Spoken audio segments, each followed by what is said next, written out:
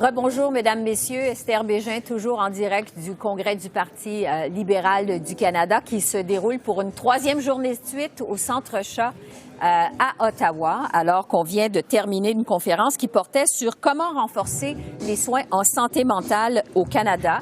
On attend donc la prochaine conférence qui va mettre en vedette deux ministres du gouvernement.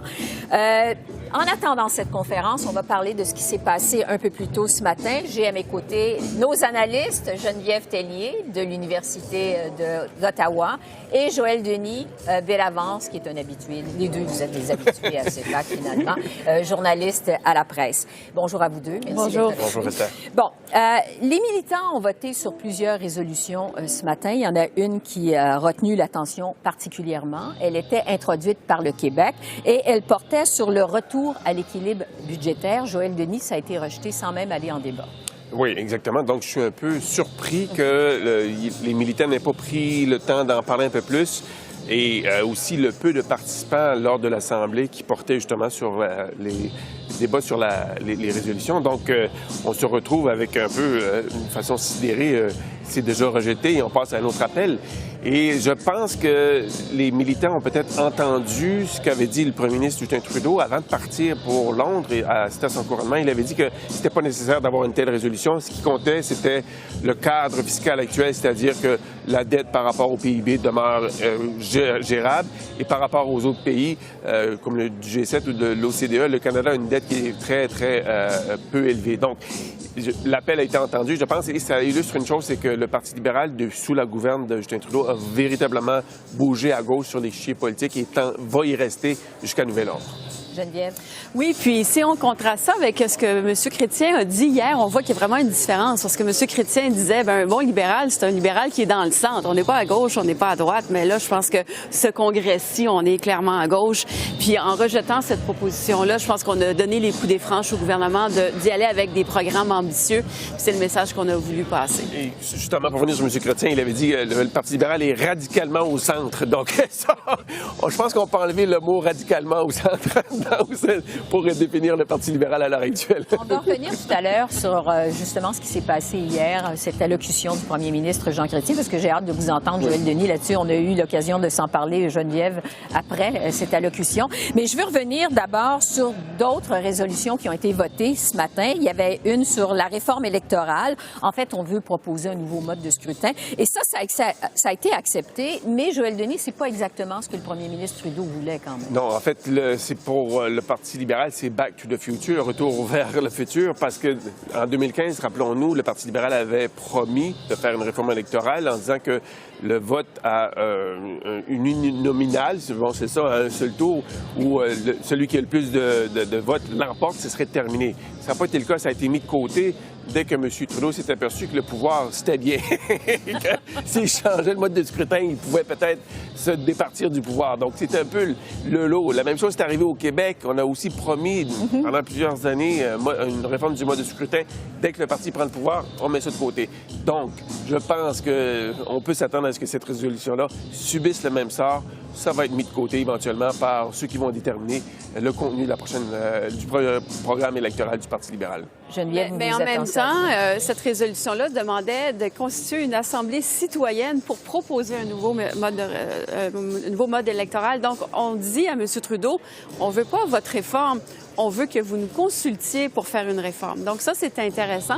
C'est-à-dire qu'on disait à M. Trudeau, vous nous avez eu en 2015, on ne veut pas que ça se reproduise, mais on veut avoir ce sujet-là à l'ordre du jour. Puis quand on parle des jeunes en politique, c'est ça qui les avait attirés en 2015. Et donc, ces jeunes-là refont cette demande-là. Effectivement, est-ce que M. Trudeau va l'accepter? Je ne pense pas. Mais il va falloir qu'il explique aux jeunes pourquoi il n'est pas prêt à constituer une assemblée citoyenne pour proposer un mode de réforme. Surtout que si on s'embarque dans cette aventure, on ouvre la possibilité d'un débat constitutionnel. Parce que quand on parle de réforme électorale, ça touche un peu à la Constitution. On s'embarque dans des chicanes. Donc, on ne veut pas toucher à ça parce qu'il y a vraiment d'autres chats fouettés à l'heure actuelle pour le gouvernement Trudeau, d'autres priorités qui demeurent non accomplies. Pourquoi? Parce qu'il y a eu plein d'événements qui ont chamboulé l'ordre du jour. On a juste à penser à la COVID-19. Ça a fait perdre au gouvernement 2-3 ans de son mandat. Donc, on veut passer aux choses qui sont prioritaires pour le gouvernement. Donc, ce n'est pas la priorité en ce moment. Autre résolution qui portait sur l'augmentation des dépenses militaires, celle-là ici a été introduite par le Québec. En fait, on a voté pour augmenter les dépenses militaires à la hauteur de ce que demande l'OTAN. Geneviève, peut-être, on peut s'attendre à quoi de la suite de ça? C'est étonnant parce que c'est une des rares propositions qui n'est pas vraiment à gauche, hein, qui s'en va un peu plus dans les plates-bandes du Parti conservateur. Et donc, on a reproché à M. Trudeau de ne pas avoir fait assez lors de son dernier budget, puis on ramène ça à l'ordre du jour. Ça commence à faire beaucoup de dépenses pour M. Trudeau, puis il va devoir faire la part des choses. Comme toutes les autres résolutions, il va pouvoir le mettre de côté. S'il n'en veut pas, il le fera pas. Mais en même temps, de voir ça de la base du Parti libéral, proposé. Il y a l'Ukraine en toile de fond aussi. C'est pas inintéressant. Moi, ça a été une des propositions intéressantes que j'ai vues ce matin. Malheureusement, on n'en a pas débattu. C'est un des problèmes de la journée. Très peu de débats. On semble montrer un consensus, alors que je suis pas sûre qu'il y ait un consensus sur cette question-là. Non, moi, je m'attendais à ce qu'elle soit rejetée, en fait. Si on suivait la feuille de route qui avait été établie auparavant, on loge à gauche. Augmenter les dépenses militaires, je suis pas sûr que c'est une idée de gauche. Au contraire, on voudrait plutôt investir dans la paix. Et ça fait en sorte qu'il y a des pressions qui se multiplient de toutes parts sur le gouvernement Trudeau pour augmenter les dépenses militaires. On pense aux États-Unis, on pense à l'OTAN qui est là, l'Ukraine qui exige encore plus d'équipements militaires du Canada et des alliés, et maintenant la base libérale qui se prononce en faveur. Donc, il y a un consensus qui est très large, qui dépasse les frontières du Canada en faveur des dépenses militaires, et M. Trudeau l'a déjà dit. Et vous avez une ministre des Finances, Anne Tanan, qui, elle aussi, souhaite augmenter les dépenses militaires. Ça restera entre les mains de la ministre des Finances, Chrystia Freeland. Et peut-être que dans ce cas-ci, elle serait favorable, mais il ne faudrait pas écarter non plus des jeux de coude, d'une éventuelle course au leadership entre des futurs candidats, candidates. Et ça aussi, des fois, ça joue dans les décisions qui sont prises par le gouvernement. Voulez-vous conclure là-dessus? J'aime bien l'idée du jeu de coude. Alors, c'est ce qu'on n'a pas vu dans de ce congrès-là. M. Trudeau a été très clair dès vendredi soir. Je suis là pour la prochaine élection. Ça ne veut pas dire que ça va calmer le jeu. Ça l'a calmé le jeu à la convention actuelle. Ça, c'est certain. Mais peut-être que certains vont peut-être nous sortir un petit Paul Martin de leur poche en disant, oui, mais nous, on est prêts là, à prendre la relève. Alors, de commencer des jeux de coulisses, ça va être... S'il y a des choses à surveiller, ça va être ça. Si je peux me permettre, j'étais tout à l'heure en train d'interviewer François-Philippe Champagne, ministre qui... Oui. Et puis, c'était assez intéressant de voir à quel point les militants se garochent sur lui. Et ça indique qu'il a vraiment une force d'attraction importante auprès des membres. Et je vois pas la même chose dans le cas de Chrystia Freeland, qui n'est pas très présente au Congrès, à part la séance qu'elle a faite avec Mme Clinton, alors que lui, il est vraiment sur le plancher. Oui. Mais Mark Carney, qui était ici jeudi, je ne l'ai pas revu depuis. Où est-il? Donc, ça laisse toute la glace. Il y a des gens qui sont habiles avec les militants.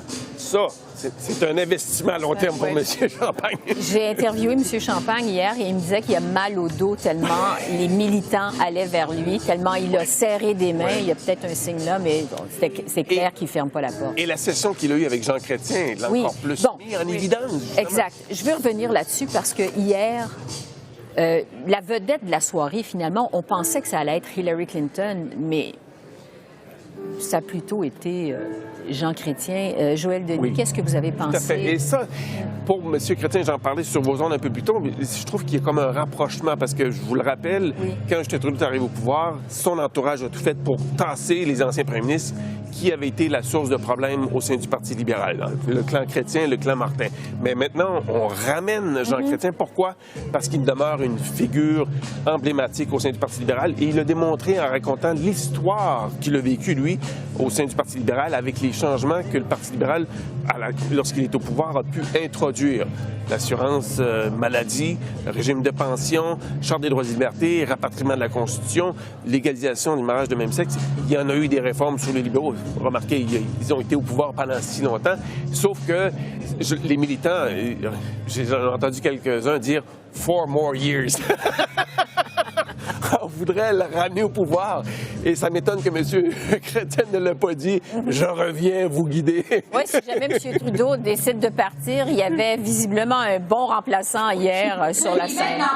Mais je suis pas sûre qu'on aime ses idées. Je veux dire, il a été le plus populaire quand il a parlé du surplus budgétaire. Il n'y a pas eu beaucoup d'applaudissements de la part des membres. Où il a été le plus applaudi, c'est le mariage en conjoint de même sexe, qui est une mesure qu'on associe plus avec Justin Trudeau. Mais quand il parle il faut faire des choix difficiles, il faut équilibrer le budget, je suis pas sûre que c'est vraiment ça qu'on voit. Alors, Joël Denis, Geneviève, merci beaucoup. On va retourner sur le plancher du Congrès où se poursuivent les activités. Ce sera donc une conversation entre l'honorable Marcy Yan et Liz Plank. On écoute ça.